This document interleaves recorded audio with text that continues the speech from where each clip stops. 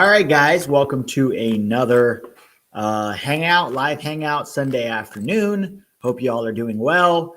Today, we're going to talk a lot about just USMNT performances over the weekend. Every weekend, your performances matter because everyone's, fighting for a spot on this, World Cup qualifying roster. So good to see everybody here. Max Deckman, Pete, George G, like the video. Yes, guys, don't forget to like the video.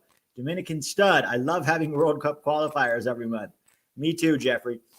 Elkin Villalobos. Roldan scored, for fuck's sake. All right. How are you guys doing? Anybody watching MLS games this weekend? ONC, how's it going, 11 Yanks? Going good, man. Going good. I'm doing okay. Feeling healthier. Started going back to the gym and playing soccer again after, recovering from COVID a few weeks ago. So feeling a lot better. Tamale Killer, how are you? Stride, sup, Peter? How you doing? Joshua Simmons, Burnman 23, Jonathan Walker. What's up, Hollywood? Ilyas Abdi, you're from London, right? Ilyas Abdi tunes in from, what time is it in London, Ilyas? DK scored, but Rev still won. Yes, we're going to talk a little bit about DK today. All right. Daniel Semino. How you doing? TOX1C Manatee. Dominican Stud says, I unfortunately watch the New York Red Bulls every week. Michael Trask. Pepe needs a transfer ASAP. Dallas is trash. Dallas is a good development place for a few years, but then you should move on quickly. That's sort of how I feel about Dallas. Burnman 23, American players in form at home and abroad. We should be happy. Agreed. We're going to talk about some players in Europe this week and also some players who impressed in MLS. 1 a.m. Oh, my God. Ilyas Abdi, 1 a.m. here. Heading to sleep soon. I've got university. So, Ilyas, what makes you so interested in an American soccer stream as an Englishman? I'm curious. Hey, Ruben. How are you? Graf Brussier, El Tree. Wow. Not sure what that is. My boy Chofis got to get called up to El Tree. Zarda's impressed. LOL. Jacob Fierro says, Crystal Palace fan, still waiting for that Jacob Montes start. I love doing these, guys. It's so fun just to hang out and talk soccer with you.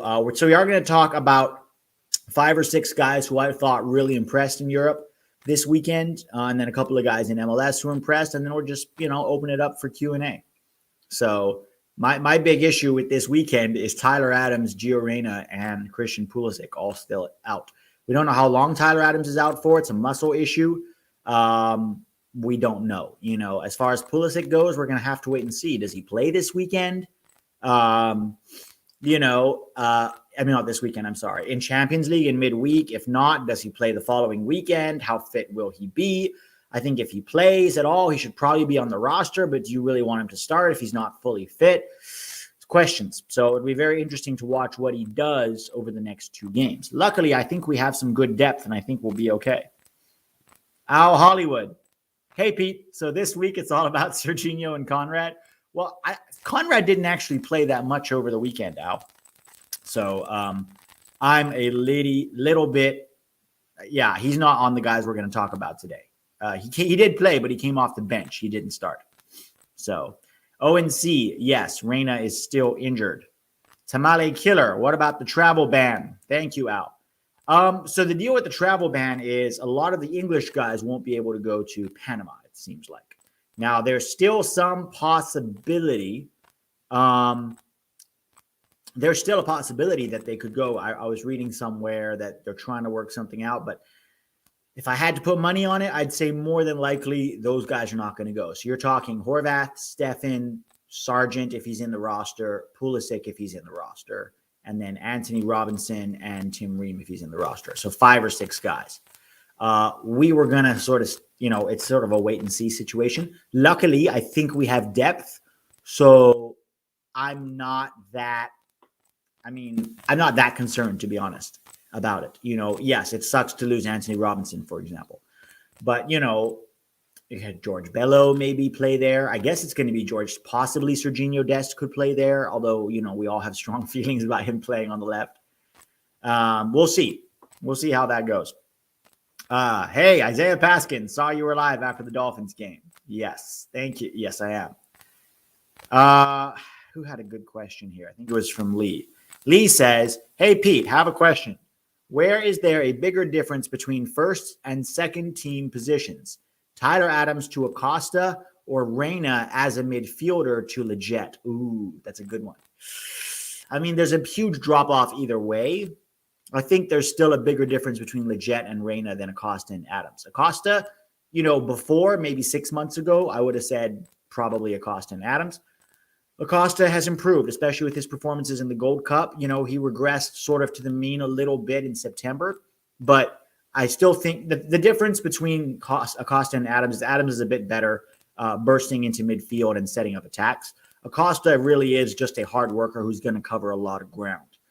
Struggles sometimes in the build-out, struggles to create. That's just not really his game, but definitely a willing hard worker for sure. Leggett and Reyna, the difference between those two is just massive. Oh boy. Except we don't get to see Reyna play in midfield. So hopefully one day. One stupid strike with no pressure, and Jassy is back in. Good heavens. I mean, I thought it was a well-taken goal. Look, even if there's no pressure, and yes, let's face it, they backed off of him like it was, like he had COVID or something. But it was still a good strike with his left foot. It was still a good strike with his weak foot into the top corner. I would rather see Pepe or even Hoppy up top than Zardes, but he will probably be in that roster. So we'll see. We'll see. I think he'll be in the roster, and he'll probably start at least one game, if I'm being honest. And to be fair, Sargent and Pefok have not convinced. So, Pepe had a chance and did well and should probably start against Jamaica, in my opinion. I think Hoppy should start at least one game as a center forward. And I wouldn't be against giving Jassy a shot. Let him have one game, especially, why not? Especially if Hoppy or Pepe are not performing, right? But for me, Zardes is maybe one of those late game subs if you want to play him at all. I wouldn't start Zardes. I just think that Pepe did enough against Honduras to earn that Jamaica start and probably at least one more, right? There's also Matthew Hoppy, who's been waiting for a start and should have had a start up top in the Gold Cup, but we brought Jonathan Lewis and, Paul Arreola got injured, so he ended up having to play on the wing. So I'm really looking forward to seeing Hoppy and Pepe. That being said, I can understand why what's his name is back in the discussion. Jassy Zardes. Lee Woodcock. Hey, Pete, tell everyone I said hit the like button. Did you hear that, guys? Lee said it. So if you don't hit in the Gold Cup, if you don't hit the like button, then you're not obeying Lee. Mitchell Richer. Okay. Hey, Pete, really enjoy your shows. Do you think Sargent will not be named to the next roster given Pefok's continued success and the inevitability of Zardes being on the team? I think it's possible, Mitchell. Nothing would surprise me with Berhalter, right? And Sargent, let's face it, he's not performed, for the national team. To be honest, neither has Pefok. I don't know why people are putting Pefok on a higher level. The only reason is because Pefok is scoring in Switzerland. So people say, oh, look, he's scoring goals. Trust me, if Josh Sargent was in Switzerland, he'd be scoring goals. So I'm not sure it's the best comparison. But to answer your question, Mitchell, nothing would surprise me. I would not be surprised to see Sargent left off. And to be honest, he can't have a lot of complaints if he is left off, right? I mean, he hasn't showed up and performed. So I don't know. But then again, Sargent, I don't know. There's a thing where Sargent can also play wide if you need him to. So that might give him an edge over a guy like Pefok. But then also Sargent coming from England might not give him an edge because that makes him lose another game. I would be fine with having 5 strikers on the roster, to be honest. Last time our roster was too small. So if there's anything I think we needed to learn from it is that, we need a bigger roster. So Isaiah Paskins, Sarge needs a full 4 to 12 months of actually finishing good before he should start getting called back up. Hang on, though. But what about the service he's getting at? Yes, for the national team, 100%. He's not performed. But using his Norwich form against him, I don't think that's fair. Because did you watch the Everton game? 0 service for Sargent. 0. And that's been true of Sargent for the longest time. But yeah, if you want to use his national team form against him getting another call-up, that makes sense to me. Okay. Denaje. PFOC is scoring in Champions League. PFOC has one goal that was gifted to him, with lots of time and space against the keeper. It's not exactly a repeatable goal. But yes, he did score that goal in the Champions League. Pepe, unfortunately, has not played well the last few games. See, I'm not so sure about that, Ryan. I actually thought he was okay. The problem is if you always judge Pepe by his last 45 minutes against Honduras, he's not going to keep that up every single game, right? That's just not realistic. So I actually think he's been fine. His hold-up has mostly been good. He hasn't had a lot of clear chances that he's missed. I only saw the last game, Ryan, and I thought he was good, not great. But I'm not expecting, he's 18 years old. We're going to have to, understand there's going to be a certain amount of variability in his performance just because of his age. Still, he's got 12 goals, though, in this, or 13 goals now, I think, this season. So, really, as a guy who performed against Honduras, in my opinion, he has to start against Jamaica. Is there anybody who disagrees with me, by the way? Is there anybody who disagrees that Pepe should start against Jamaica?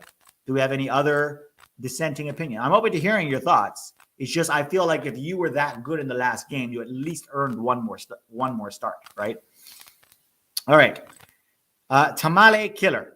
After hearing Triple G podcast and analysis, I really think Triple G is not the right coach. He was surprised by Canada's strategy. Abroad players don't fit his strategy. It was eye-opening. He has been out-coached. Yeah, I've been saying this for a long time. I think that Triple G, and even Hurt Gomez said this in the last interview, he said that a lot of people see Triple G as a bit of a PowerPoint nerd. So what he means by that is Triple G has these ideas in his head, and on paper or on the whiteboard, they seem great. We're going to do this, and we're going to do this, and we're going to do this. But then oftentimes he seems to forget or not take into account that human beings have to then execute that. And if those human beings aren't being given roles that they're comfortable with, if they don't believe in how they're being asked to play, if they don't have the technical ability to play that way, if they are being overwhelmed with information, then they're not going to be able to execute what you want to see on a board. In fact, I'm going to plug this, guys. On my Patreon, I broke down that entire conversation that Gregg had with Bobby Warshaw. Well, not the whole thing, but I broke down the tactical parts where they discussed tactics using the whiteboard, the tactics board, and showed what Gregg was talking about, and then also added some of my own commentary. And the reason I did that is because I struggle with listening. I'm a visual learner, so I have to see something to really understand it. And so I thought there might be other people like me. If that's something that interests you, check it out. It's on Patreon. So yeah, Tamale, look, Gregg is done some things well, right? Let's give him credit where credit is due. He's won the 2 trophies in the summer. Let's give him credit for the most part, at least in the summer, building very strong team spirit, right? There was a real togetherness about the team and a willingness to fight for each other and work hard for a result, even though the performances were not always good. The team spirit looked good. Performances have still been a huge problem. There's no cohesive tactical style. We still struggle to create chances from midfield. Too many players are being asked to play roles that don't really suit their skill sets. And, in this last September window, it was hard to believe in team spirit when there seemed to be either a lot of frustration from the players or, players not really showing the same mentality that we saw in the summer. So, yeah, there's cracks. And look, I agree with you. I think there were some real surprising things in the podcast. When he told Bobby Warshaw he didn't expect the atmosphere in El Salvador, that was surprising to me because we knew it was going to be that way. When he said he was surprised that Canada played defensive, I was surprised to hear him say that because Canada was playing away without some of their better players. I thought it was very obvious they were going to play defensive away. So to hear him be so surprised about some pretty basic things was a little worrying to me too. But yeah, you guys should check out that video because I broke the whole thing down. All right, Chad Van Brunt. Hey, Pete, who from England is out due to being unable to play in Panama? Loved the Herc interview. So we don't know Chad, do you mean out of the roster altogether or you just mean out of that game? Because if you're talking about out of that game, it's 6 players. Stefan, Horvath, Ream, Robinson, Sargent, and Pulisic, I believe. I don't think there's anybody else, is there? Yeah, so just those 6 guys. I don't know if they're all going to be in the roster. If we bring Horvath and Stefan, I expect us to bring 4 goalkeepers. It's possible that Gregg will leave one of them at home, maybe Horvath, and just bring Sean Johnson. But I would have no problem with bringing 4 keepers, to be honest. So those 6, we'll see what happens with Pulisic's injury, and we'll see what happens with Josh Sargent. Gregg may or may not bring him. So we'll see. All right, Ruben. Berhalter is a tinkerer. I feel he will keep experimenting. We'll see if he learned anything with roster size, then lineups and tactics. Yeah, Ruben, I mean, I'm with you. It's frustrating. I think part of it is that he's a tinkerer. Like that lineup that he put out against Honduras was completely unexpected. And I think from the beginning, I was like, how is this going to work? And it was very evident on the field that it didn't work. But then sometimes he sticks very stubbornly to his own ideas when they are clearly not working. For example, let's talk about the Canada game, right? After the game, he didn't make subs until what, the 83rd minute or something crazy, 86th minute. After the game, they asked him why he didn't make subs. And then he said to the press, well, I was, seeing who didn't have a good performance, and I thought everybody performed well. But then he told Bobby Warshaw in the interview, in the podcast, that he, didn't like the performance against Canada. He was very unhappy with it. So I'm like, well, which one is it, Gregg? So yeah, it's hard to know with Berhalter because sometimes he'll just not change anything and not make any subs at all, and it will, be detrimental to us. And then sometimes he'll he'll start with something terrible and then fix it, like we saw against Honduras. And sometimes he uses subs that might be overly complex, where, okay, this might give us an edge if we bring this guy on and he overlaps with this guy, but it's not. It's like, again, it's one of those good on paper things, but maybe the guy that you brought on doesn't really have the skill set to be effective in that role, right? To his credit, against Honduras, he did make the right subs, and part of it was Honduras tiring and Honduras making some bizarre subs too, but we did manage to get the win. But yeah, there's a ton of question marks and concerns about Berhalter, and I think he should go into this October roster under pressure. I think 7 points should be the minimum that he gets from this, because this is one of our easiest windows right now, right? Costa Rica and Jamaica at home, and then Panama away is going to be tough, sure, but there's no reason we can't get a draw even without the English guys. So 7 points for me should be the absolute minimum. Anything less is not good. Preferably, though, 9. Because if we can win in Honduras, we can win in Panama. All right. Chase Flegor. Who has impressed the most out of the forwards/wingers in the first World Cup qualifying round, and how would you use them in the second? Oh, boy. I guess, obviously Pepe. Pepe impressed the most, I'd say. Brendan Aronson had good moments, certainly. I don't think he was as good as some people are trying to give him credit for. I think the fact that he scored 2 goals, covered up some of his play. I think that Aronson had good enough moments that mattered, to justify getting more minutes. But I'm hearing some people saying that he was excellent. I actually don't think he was. Conrad was okay. He was okay in the first game. We didn't see him against Canada. And we didn't really see him much, in the third game either. That was Conrad's first competitive cap. I think we need to be patient with him. He's clearly performing at a high level for Marseille. I expect him to be in this roster. I'll be very surprised if he's not. He's one of those guys that brings you that 1v1 ability that we don't really have from a lot of other players outside of maybe Pulisic. So, yeah.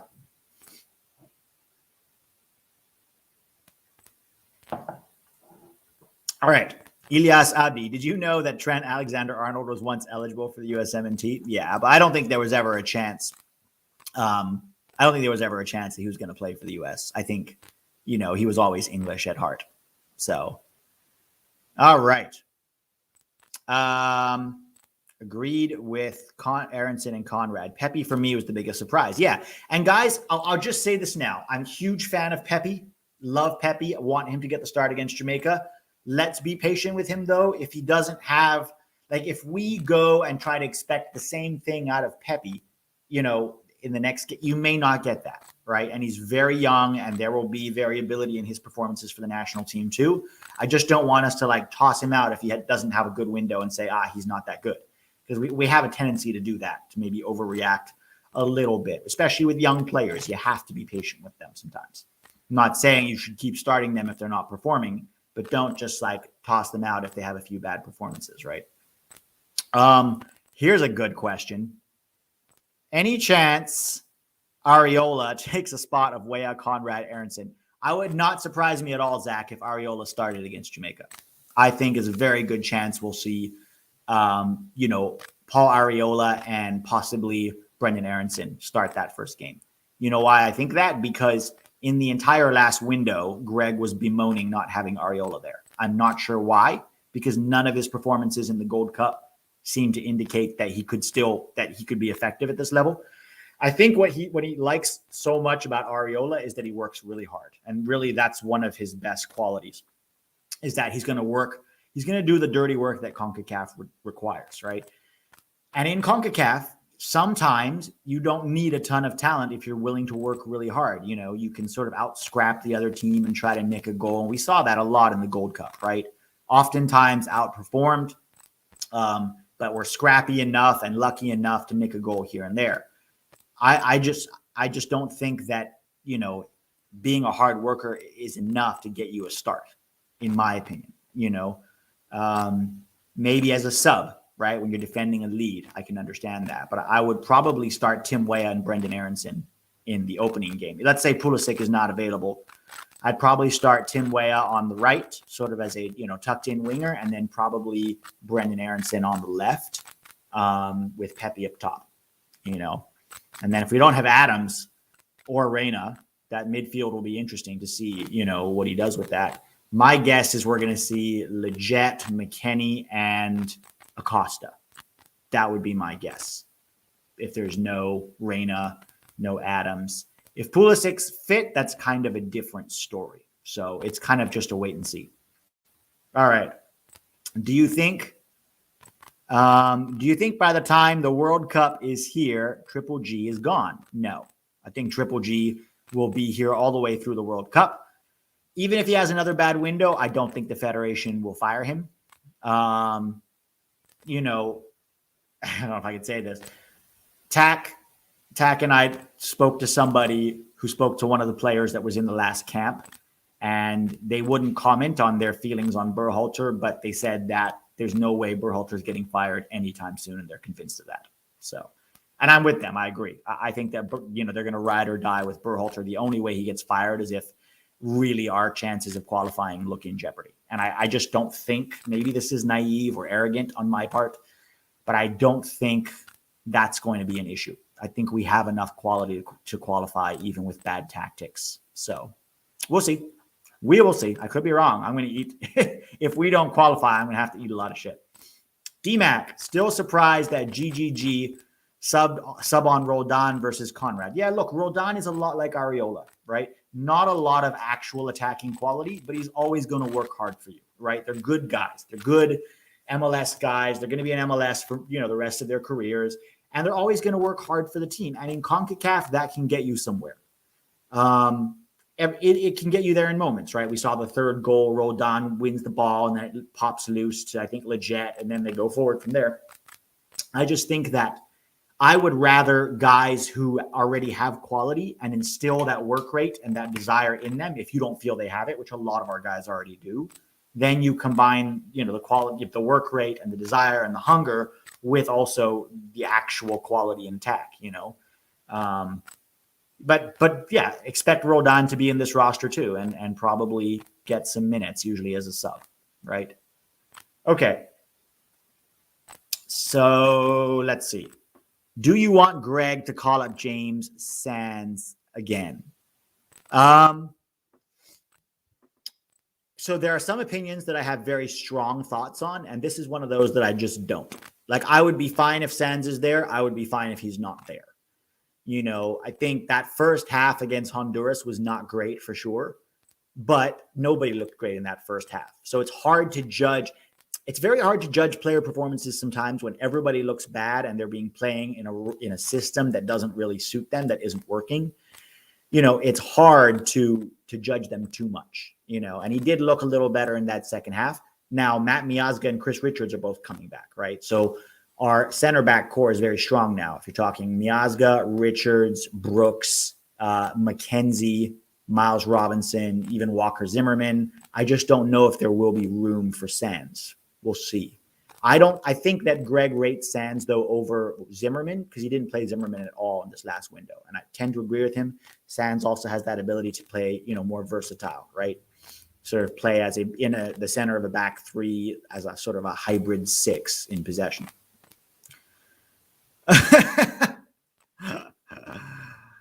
Oh, here's a good question. Miguel Jaime. Pete, if you were USSF, would you have fired Triple G? Would you already have let him go? Probably, yeah. But not recently. I would have done it. See, I would have never hired Gregg Berhalter in the first place. That's sort of where I would have started. I probably would have fired him towards the end of 2019, but a lot of people would disagree with me on that. Okay. Weah, fantastic yesterday, but what is best role? That's a good question, Hans, right? What's his best role for his club and what's his best role for us? So I think Hans is asking this because yesterday he played it was sort of a 4-4-2. He played as a second forward. Now, we don't really play 4-4-2. We sometimes play 3-4-2-1, as we saw against Honduras. Maybe he can play one of those two. I don't think he's a 9 center forward. I think he's more of a roaming. So if we play, say, 3-5-2, I can see Weah possibly playing as that second forward. Or I would like to see Weah, provide, because Gregg is always talking about verticality, right? He's talking about how we don't have enough wingers that bring verticality. We need Jordan Morris. We need Paul Arriola. But Weah actually does provide that. And so I would certainly, especially now Gio Reyna out, I think we'll probably see Weah start on the right. I'd be very surprised if we don't against Jamaica. And remember, Jamaica's missing some of their, 3 of their best players outside of Mikel Antonio. They're missing Leon Bailey, Ethan Pinnock, one other guy. I'm going to do a preview next Sunday about the Jamaica game, but this is a bad Jamaica team missing some of their best players, and we're playing at home.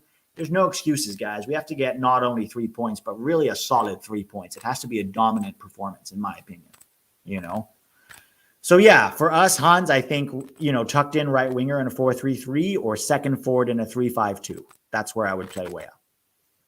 Cristiano Jr. is U.S. eligible, just saying. Yeah, he's 12, 13 or something? Let's wait and see. You starting Hoppy at center forward? I would probably start Hoppy at center forward in one of the games, at least, maybe away to Panama. I think that Hoppy is one of those guys that has both the talent and the technique as a center forward, but also has that grit and that sort of Clint Dempsey-esque CONCACAF, willing to he's a brawler. That's what I call Hoppy. He's a brawler. And I think he loves the dirty work that is required playing in CONCACAF.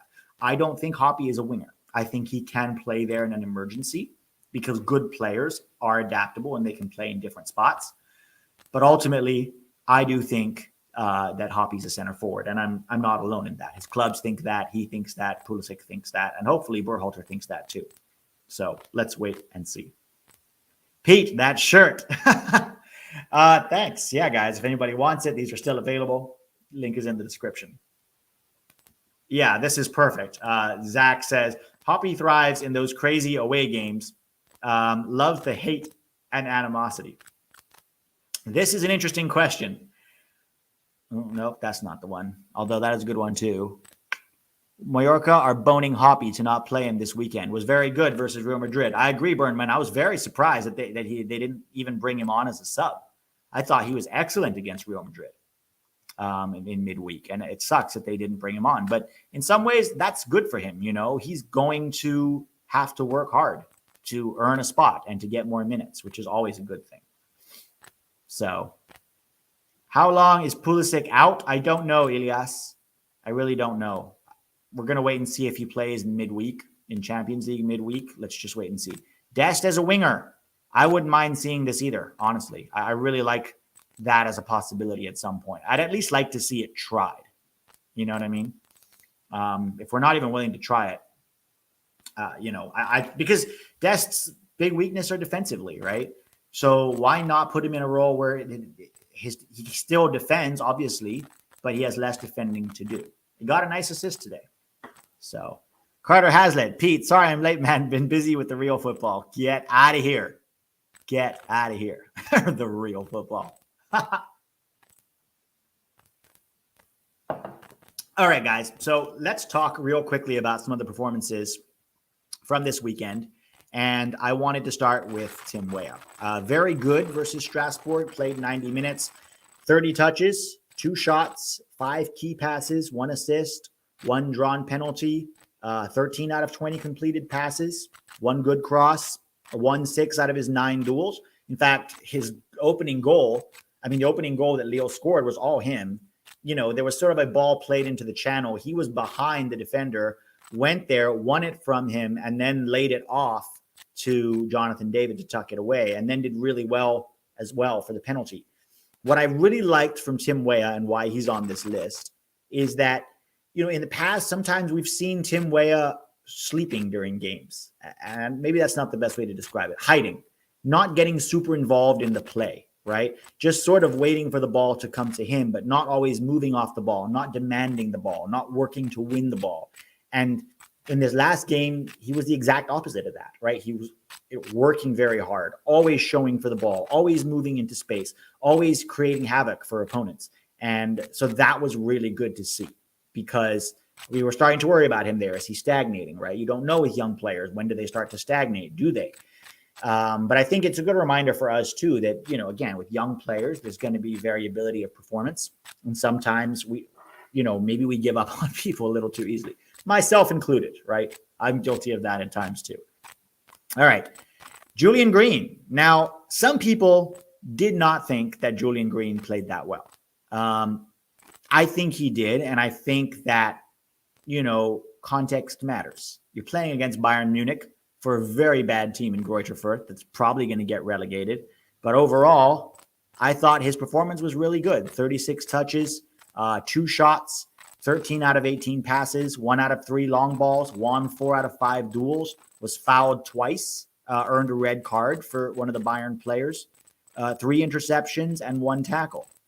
Playing on the right wing. Now, I don't think the right wing is his best position, but to put in a good, solid shift. In fact, he was the highest rated player on SofaScore for that game for Greuther Fürth, right?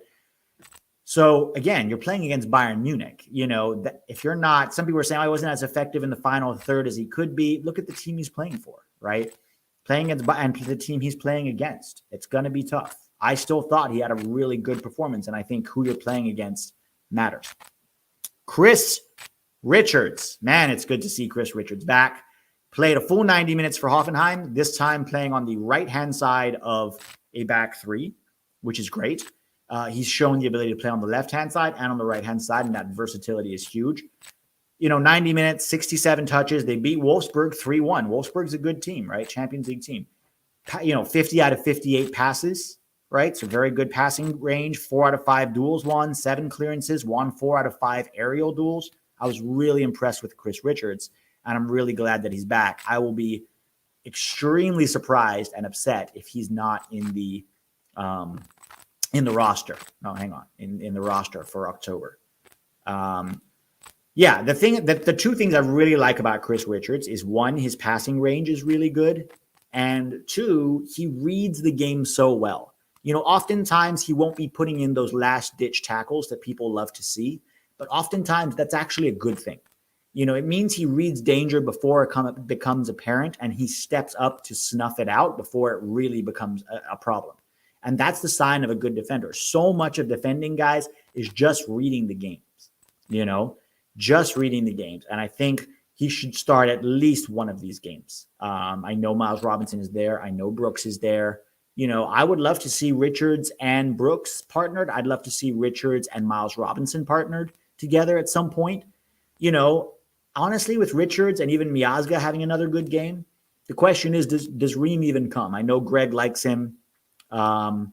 He's in, he's not going to be able to play against Panama. I think he's very slow. I think he's, losing a lot of his edge. And I honestly don't think Tim Ream should be in the roster, but I won't be surprised if he is. Especially now, Tim Ream's been in the roster for a long time because he was Brooks's backup with the left foot. But McKenzie can play there, Robinson can play there, Richards can play there. We don't really need a specific, backup for John Brooks, in my opinion. Oh, what happened here? Okay, let's get back to the next one. And I'm not going to go over everybody who had a good game, guys. I'm just highlighting a few players that I wanted to talk about. Tack is the one that on Monday covers all the players, and I don't want to step on his toes. All right. The next one, another defender, Matt Miazga. Remember, playing against Atletico Madrid, right? Played 90 minutes, got 31 touches, completed 15 out of 17 passes, 9 clearances, 2 out of 2 accurate long balls, won 5 out of 6 duels, and then won 5 out of 5 aerial balls. So he was really, really solid against Atletico Madrid. And that's good to see. You know, Matt Miazga, now this is just one game, right? We need to see more consistency from Matt. He hasn't, you know, the big complaint that I've had about Miazga is he's not very athletic, especially when the ball is played in behind him. And so defending on an island can be a problem for him sometimes. The other thing about Matt Miazga is that he's due for at least one big error per game, whether that's, you know, overcommits to a ball and then gets turned, or it's a lack of concentration or a misplaced pass, whatever it is. That's sort of been the problem with Miazga, and probably jumping around from place to place now, England, Holland, France. Now he's in Spain playing in a top 5 league. I want to see him be more consistent. You know what I mean? More consistent. Someone's saying hit presentation mode on PowerPoint to see it better. Yeah, I tried that. I don't know where presentation mode is. No, I haven't done enough corporate. Nope. Oh, man, now I lost it. See, this is why I don't mess with stuff, because I lose it. Here we go. All right. Next up is Joe Scally. Another really strong game from Joe. You know, I haven't always been the biggest fan of Joe. In fact, I was very surprised when they bought him from NYCFC for $7-8 million. I watched him in the, you know, Youth World Cup. I thought technically he was one of those typical Americans, very athletic, technically very poor. He's improved so much athletically, you know. I'm sorry, not athletically, technically. And that's testament to what he's done both in New York and also with Gladbach. But what I really like about Joe Scally is he seems a very solid defender 1v1. And that is something we don't have a lot of in our, you know, roster, in our pool. So to have a right back at just 18 already playing that well, look at, look at his stats. Played 90 minutes, 61 touches, completed 35 out of 47 passes. Again, opponent matters. He's playing against Dortmund. 2 clearances, 1 interception, 1 out of 1 aerial duels, 1, and 3 shot creating actions. And that's what's important, is he was really good going forward. But most importantly, I like that, you know, he picked his moments to go forward. It's one thing for, you know, a fullback to go bombing up the field over and over again. But then the problem is if it's the wrong moment and we're not in a good spot with the ball and we lose it, then now we're vulnerable on the counterattack. What I really liked about Scally against Dortmund was that he really liked he picks his moments. He picks his moments really well, and he understands when to be an outlet wide in the final third and when to sort of hold his runs and maybe be an option in case we lose possession. And that maturity is not something you see always from an 18-year-old. So, all right, I'm going to hit from current slide, and we'll see if that works. The problem, guys, is then I can't – oh, I guess I can do this. Can you guys still – I can't see the chat now, so I'm just going to hope that you guys can see me. All right, so those were the 5 that really impressed me. Of course, there were other people who were impressed, right? You know, Conrad was decent off the bench. Serginho Dest had a very good game as well. But from MLS, there was Jassy Zardes, who scored 2 goals against Montreal Impact. You know, that's always good to see him scoring and back. I have issues with Zardes. I don't think he should start for us, but you know, look, it is MLS. MLS defending is terrible, guys. We have, it's okay to acknowledge that. And so it is easier for guys like Zardes or even DK to score goals. But, you know, execution still matters, right? You know, scoring and getting and Zardes' thing, as you'll see from here, only 12 out of 16 passes, right? Doesn't get super involved in the play, but his movement in the final third has improved so much in the last 2-3 years. His first touch is still not good, and he'll still miss chances sometimes that you think he should finish. But his movement in the final third is what creates opportunities for him. And so I wanted to highlight him. The other one was Daryl Dk against New England. 90 minutes, 34 touches. Again, very, not very involved in the play, right? 8 out of 14 passes. Did manage to score 1 goal. Probably Turner should have done better with that. I like DK. I like Zardes. I don't think either of them should start for the U.S. anytime soon. And I don't think DK should be in the roster. I just think he's too similar to Jordan Pefok for me, if Pefok is there. And I still think that DK has a lot to work on technically. But, I wanted to highlight those 2 guys mainly from MLS. There were other guys who I thought, Kevin Paredes was okay. But against Cincinnati, I just, I didn't want to give him too much credit because it is Cincinnati. Yes, Carter Hazlitt. Goals do count as shot creating actions. So those were some of the performances that I wanted to highlight. Maybe what I will do on Sundays is I'll try to highlight maybe, 4 or 5 players on 4 or 5 players from MLS and 4 or 5 players from Europe to highlight them. I don't want to step on Tak's toes though, because I know he does his Monday video. So I don't want to get into his territory, so to speak, but maybe just highlight a couple of things about some things that I like from players that week. So yeah, that's pretty much it. We'll just go back to Q&A, guys. Give me your thoughts, your questions. I love doing these hangouts. Who's psyched for October? I think I put this on Twitter. I'm excited for October for 3 reasons. One, we have a lot of good players coming back into the roster. Musa, Richards, Scally coming in. Hopefully, we'll see about De La Torre or Greene, but Hoppy will probably be there. So there's some good reinforcements. It's an easier window than last time. 2 games at home against not great opponents.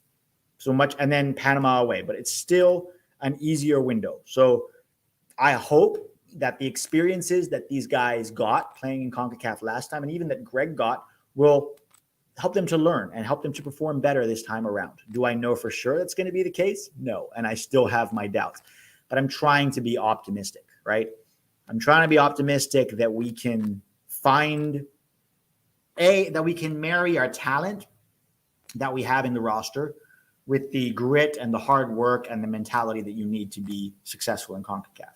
The big concerns that I have, as always, are Gregg playing players out of position, us not having a clear or effective tactical identity, and just a lack of creativity in midfield and a lack of ability to score goals from open play or even create chances from open play.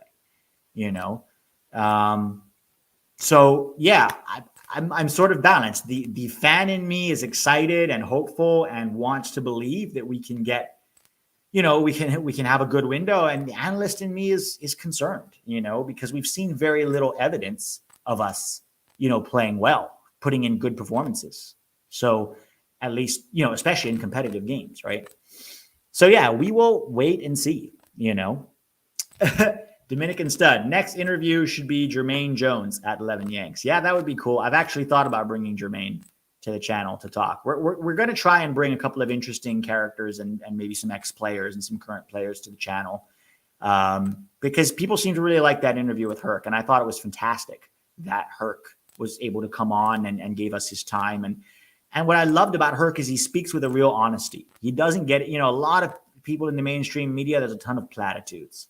A ton of rehearsed lines and just they don't ever really say their opinion. There's a lot of safe takes, a lot of shilling, a lot of, but Herc is not like that. And that's why we brought him on. There are some people who would maybe want to come on that I would never bring on because I don't think they bring any value to, the viewers. Miguel Higuera, when do you expect World Cup qualifying roster to drop? I'm expecting Tuesday. Because usually they drop it about 9 days before the first game. And because the next game is next Thursday, I expect Tuesday. But I don't know. I don't have a source telling me that. That's just based on past roster drops. So, okay. I'm excited for, all right. Here we go, Matt. Matt sort of sums it up pretty well. I'm excited for October if Triple G brings the best roster, but I'm worried about potentially missing Adams, Pulisic, and Reyna. Yeah, those are huge losses, all 3 of them. A lot of people may not agree with me there. Eric Winalda retweeted me saying I was worried about losing those 3 guys, and he said, good, we're better without them. Respectfully disagree, Eric. Those are 3 of our best players, in my opinion. So losing them hurts, but we have depth, we have quality in the squad regardless. The question is, will Gregg bring the right players? Will he use the right players effectively? And will he give them tactics that allow them to be as successful as possible, right? Those are the questions, and then do the players themselves step up when it matters too? There should be some pressure on the players too. Obviously, Gregg is under huge pressure and should be, but there should be pressure on the players too, like there are, in every other competition. Thoughts on Flack's future with the USMNT? I liked Flack at the beginning of the season. I thought he was really good, and I wanted him to get a look in Gold Cup. He didn't. He's fallen off a little bit since then, but he's still young. 2021, there's no reason why he can't, up his game. Remember, like Acosta is the current backup to Tyler Adams, but between now and Qatar, I think anybody can take that spot behind Tyler, right? Acosta has it quote unquote locked down, but it's not like he's, right now he's the best option. But if somebody outperforms him and we give him a look and then they outperform Acosta, they could take that spot too. I think Leon Flack is one of those guys. Maybe a guy like Christian Kappus, maybe Tanner Tessman, maybe Owen Otasawi if he can get his situation at Bruges sorted out. And don't sleep on Aiden Morris. Aiden Morris is a really good six. Remember, he played in the final against Seattle, MLS Cup final, and played really well at 19 years old. And this was kind of going to be his breakout season. But then he got that ACL, so he's out for the year. But what if he starts, really strong next year and gets some late looks in camp? Don't sleep on him either. So yeah, I think Flack is one of those guys who's fighting for that Acosta spot, right? Even James Sands, could still take that spot from Acosta. So let's see. Rangav 248, super late. Love the channel, guys. Smash the like button if you haven't already. Smash it, smash it, smash it. Why do you think Gregg never brings the max number of players available? If anything, for injuries, to make us prepare to play out of position if needed. So, really the only time we've seen him not bring enough players, in my opinion, was this last camp in September. He brought sufficient players to both the Gold Cup and to Nations League. It was that he often didn't bring the right players. I was surprised that he only brought 26, and then Tim Weah was out and Pulisic was out, so it was kind of cut down to 24 before the camp even started. That surprised me, but I don't know why. A lot of things that Gregg does baffle all of us, and we never really get an explanation. We'll get a platitude, So, for example, when, they ask him, why did Tyler Adams play at right back against, Honduras? Why did you start him at right back? And he said, well, he played at right back sometimes for Leipzig. That is a complete platitude. And I hate it when coaches answer like that. That's completely irrelevant to the question. It doesn't matter that he can play there. We know he can play there. The question is, why was our best midfielder in the entire camp being played out of position when we had DeAndre Yedlin available? Now, if you wanted to say, I wasn't happy with DeAndre Yedlin's performance, and so I thought Tyler Adams was the best option there, fine. I will disagree with you, but at least that's a quote-unquote explanation. You could have also played Kellen Acosta there, right? You could also have played any one of your central defenders there. But I hate when coaches give platitudes like, oh, well, he played there. So that's just completely irrelevant to the question. It annoys me when coaches do that. And Gregg loves to do that a lot. But thank you, Rangav. I don't think it's a lot to do with playing out of position. I think that Gregg has his guys who he likes. And if you're not one of his guys, performance is kind of irrelevant. You won't get called in. I would be very surprised if Julian Greene, for example, gets called in this camp, or Luca de la Torre. I'm just hoping for Scally, Richards, Musa, and Hoppy. Those are the four I'm hoping for. All right. What do we got here? Yeah, Busio is a good one. Some people are asking a little bit about Busio. I like Busio a lot. I still have questions. Where does he play for us? Because I don't think he's creative enough to play as one of the eights compared to some of the other options that we have. But I don't think he's physically solid enough to play at the six, especially in CONCACAF. With Busio, I'm worried that he'll get bullied in CONCACAF. And I think we saw that in Gold Cup, right? Busio getting bullied off the ball. Now he's gotten better, and I think he'll continue to get better. And Busio is one of those guys who I think I don't have a strong opinion about him. If he's in the roster, I'm fine with it. If he's not, in the roster, I'm also fine with it. I'm sort of ambiguous about it. I have questions about Busio defensively, especially, and even his ability to take over a game. But I'm happy to be proven wrong. And Busio's still so young, right? He's 19 or 20. So certainly has a lot of, a lot that he can do, right? A lot of progress that he could make. Brian V. Oh, wait. Sorry. Ryan C33. Who would look best up top with Aronson and Hoppy? What do you mean? Oh, you mean as Hoppy wide? Hoppy should be up top, Ryan. I mean, look, right now, for me, the guys I want to see up top are Hoppy and Pepe, right? I think both of them have earned those looks up there. And then with either Sargent or Zardes or, Pefok off the bench. But those two are right now the guys I think. If, for whatever reason, we have to play Hoppy and Aronson wide, up top, I'd probably go Pepe for now, just to see what he can do. Okay. Who do you think is our highest here? Wesley. Okay. Who do you think is our highest potential true winger? I would say Weah. I don't think that Weah is a true winger. Like when you're talking about a true, well, I guess it depends what you mean by a true winger. If you're talking about a guy who likes to stay out wide and who likes to put, beat guys 1v1 and then put crosses in, which is sort of what a traditional winger does, I don't think we really have any of those, I think Conrad and might be the closest thing. But even then, he's sort of an inverted winger, right? Coming inside onto his right foot. Not really a traditional winger. Pulisic, I guess, is a winger in the modern sense of the game, the sort of a inverted winger. So I think those two are probably our best wingers. I don't think Weah is really a winger. He's more of a winger who drifts in field. He's not a true winger in that sense. Yeah, I hope that makes sense. All right. Let's see. Busio's going to Qatar. What? All right. What do we got here? Zardes is better than Conrad. Nice try, Douglas. Nice try. All right. Traditional wingers are a relic of the past. Okay. Matthew Reynolds says, Conrad looked good recently. Conrad feeding Hoppy in the middle would be fine with me. The thing about Hoppy, too, is that Hoppy can combine, right? Let's say Conrad wants to cut inside. Hoppy, what I love about him is he's not static. He can, make runs around the player. He can swap places with them. He can drift in field to hold up and lay off the ball. He can make, those runs behind the back line to stretch the back line, what Gregg likes to call verticality. He can finish. He's 6'3", so he's also good in the air. I think he's probably he might be our most complete forward right now, and his performance against Real Madrid was very, very encouraging. So it wasn't just, we know he can do it in the Bundesliga.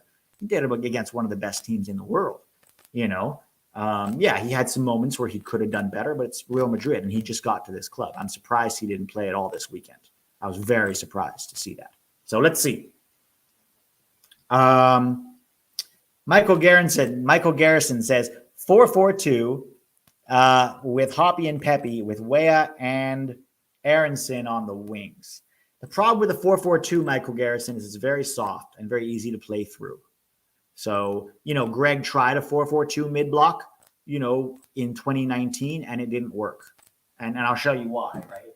One of the big problems with a 4-4-2, right? So let's say red is us, right?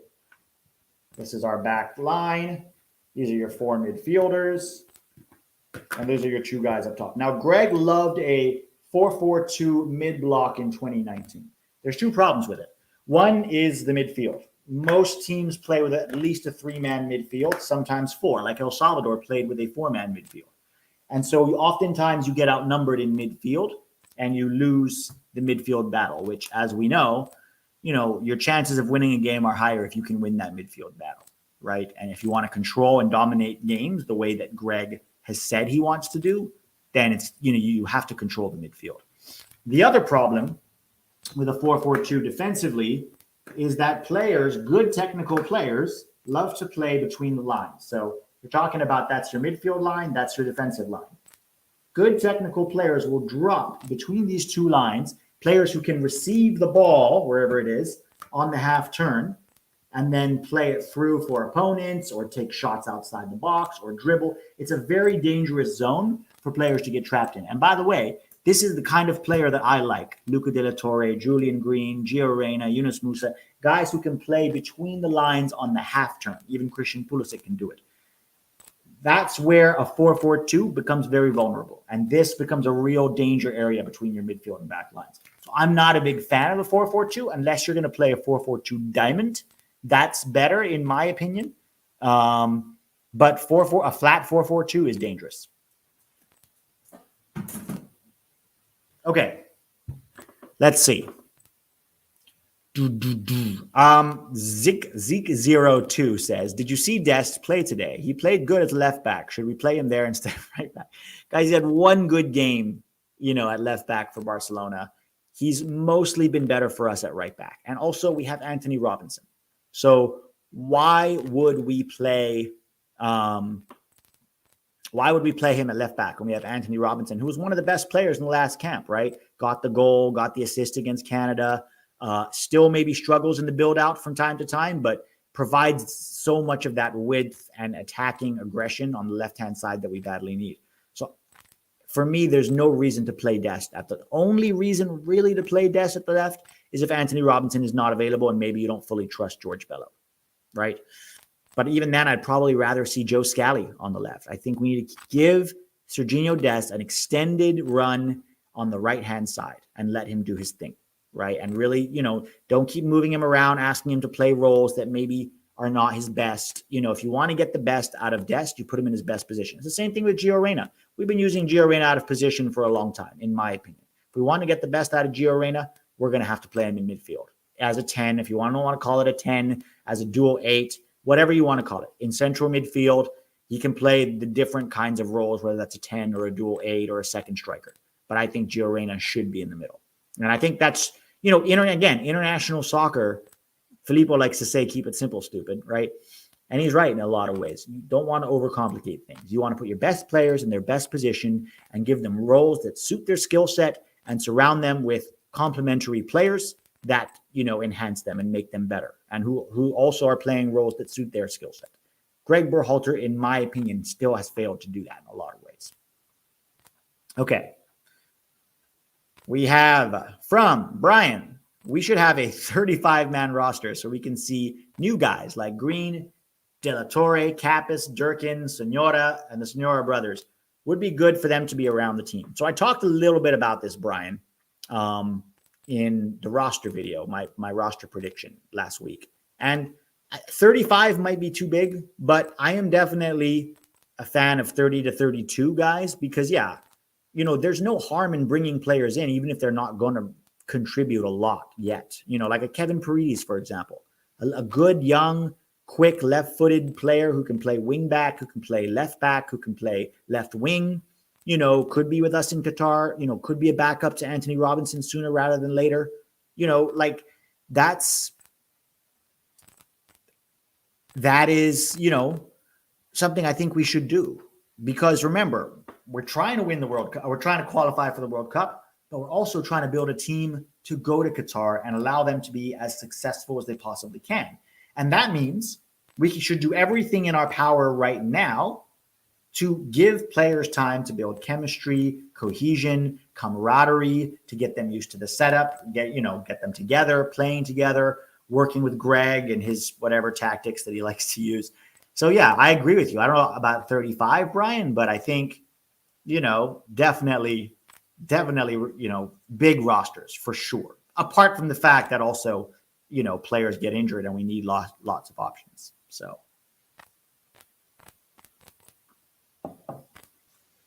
All right, here's a good one from Trey Allen. Can you tell us about De La Torre? Has he been playing? Yes, he has. He's been playing and actually playing quite well. In this he's one of those guys that is so good at receiving the ball and either dribbling away from pressure or finding passes, in that final third area, right? In the last game he played, not this week, but midweek, He had a moment where he gave the ball away. But that happens all the time in the attack. And then they, sort of went down their throats and it ended up being 2-0. And so some people are going to hold that against him. Good attacking players take risks in the final third. That's just the truth. And sometimes those risks mean that you're going to lose the ball. But you have to understand that. And this is why American soccer traditionally is so scared of creative players, because we always want to play it safe.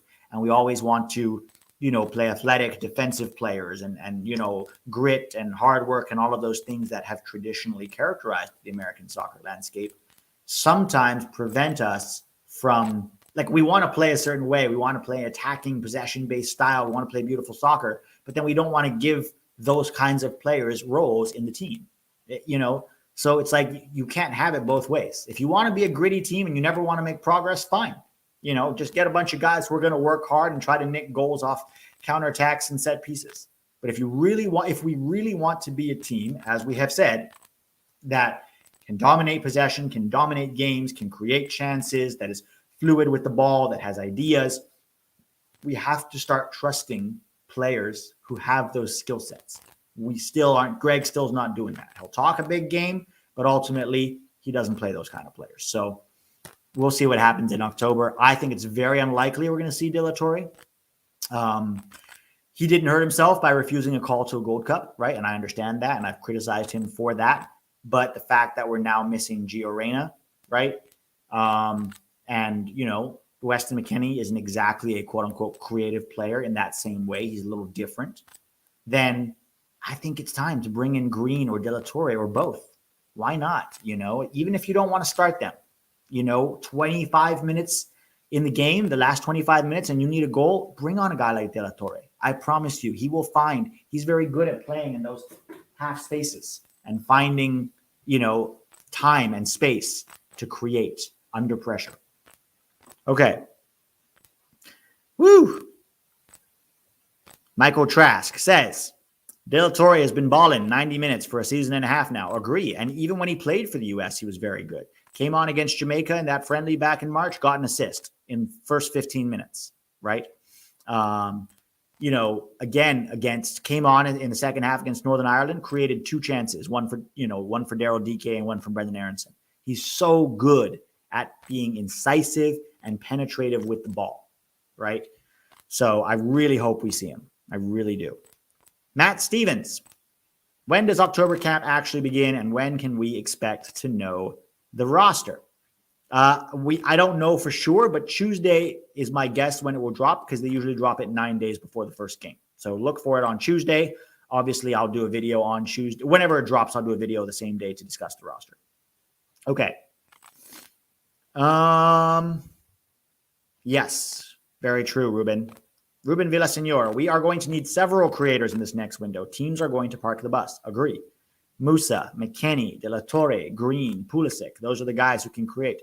There are moments where Leggett does it. He doesn't do it consistently enough for me to start. But if you want to bring him on as a sub, maybe. I think he can be effective in the final third if you place him in the right positions. Don't have him go sit next to Tyler Adams. But I don't think Leggett is, as good as the other guys. Greene, De La Torre, Musa, even Pulisic in the middle if you need that. Pete, are you going to attend any upcoming U.S. games? No, I don't have any plans to, Miguel. Maybe in the future. Right now, the focus is more on building the channel and, doing the live hangouts with Filippo during the game, or at least before the game and at halftime, and then doing post-game live streams here.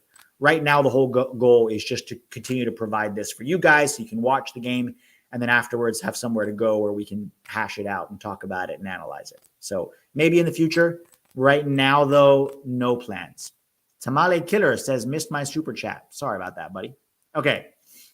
Knowing you would never be allowed back, what question would you ask Triple G? I would ask why he thinks Roldan is better than a lot of players. That's a good question. There are some questions that I would want to ask, but I feel like I kind of know the answer I would get, and it would be a platitude answer. So, I would definitely ask, why haven't you tried Gio Reyna in central midfield yet? But I know the answer. The answer would be, Gio Reyna is a guy who we think can be effective in a lot of positions. He can be effective on the right wing. He had some good moments against El Salvador on the left, and certainly he can play in the middle. For us, it's about, looking at the big picture, right, with Gio and seeing, where can he be the most successful. But certainly I think he can play a lot of different positions. That would be the answer you'd get from from Gregg, as a platitude, saying a lot without actually saying anything. So I don't know. I don't know. What would I ask Gregg? I would ask Gregg, what do you think is the biggest 2 or 3 reasons why we struggle to create chances from open play? That's what I would ask him, because I think that's the most pertinent question here. That's what I would say. All right. Okay. Last question, guys. And then, I'm going to, thanks guys, my Berhalter impression. One of the few that I can do. Do you think Berhalter will try to call Araujo? I don't know. I don't know. I know he's tried to in the past. My guess is he'll try to again, but it's up to Julian at this point. I have a feeling Julian is going to go with Eltree. That's just my gut. I don't have any info. That's just with my gut. Scam likely. Why are you still employed? What does that mean? Why am I still employed? Because I have to pay the bills, buddy. I want an entire episode in the Triple G persona. No, Michael, I'm not going to do that. I don't want to make fun of Gregg. Like, it's one thing to imitate him. But like, there's a line between like imitating somebody and like mocking them. I don't want to mock him per se. I'll criticize him, but mocking him can be, in a bad spirit. So, all right. Oh, why is Berhalter still employed? He meant that would have been his question. No, as in that's the question I would ask Triple G. Oh, I see what you're saying. I thought you were asking why I was still employed. All right, guys. Well, this is fun. Thanks for coming to hang. Let me know if you like this format where we, talks about some players in MLS, some players in Europe that perform well over the weekend. I think it'd be a nice addition to our Sunday hangouts. Guys, I want to plug the Patreon. We're going into World Cup. First of all, the video where basically I talked about I play the episode where Gregg talks to Bobby Warshaw, and I break down the tactics of what Gregg is saying, and I add my own commentary about where I think sometimes he gets it right, and sometimes I think he really gets it wrong, or he gets it right tactically, but he doesn't take other factors into consideration. And I demonstrate it all with this board. So it's $3 a month for that level, guys. If you want to check it out, please do. Obviously, after every international game, I break everything down with clips, the entire game, usually a half an hour video going through it, showing you what happened, why it happened, the tactics of it. So, yes, check out the Patreon. If you're not subscribed, it also helps me a lot because I know I have consistent, income, and then I can spend more time doing this for you guys. So check it out if you haven't already. Thanks for coming to hang out, guys. You guys are awesome. This was fun. Have a great Sunday, and hopefully we'll talk Tuesday about the roster. So, fingers crossed, guys. We need 7 points from this window. Let's get it done. You guys are awesome. Thanks, Trey. Check it out. Yes, do that. John Baxter, Patreon is great. Well worth it. Thank you, John. Yes, I try to provide as much value as I can. And this week, we are going to be doing a scouting report on Kevin Paredes. So we do that with clips as well. It's not just the game clips. We also do scouting reports. We do Q&A videos. There's a lot of other stuff on Patreon. Peace, guys. Have an awesome rest of your Sunday, and I'll talk to you all on Tuesday.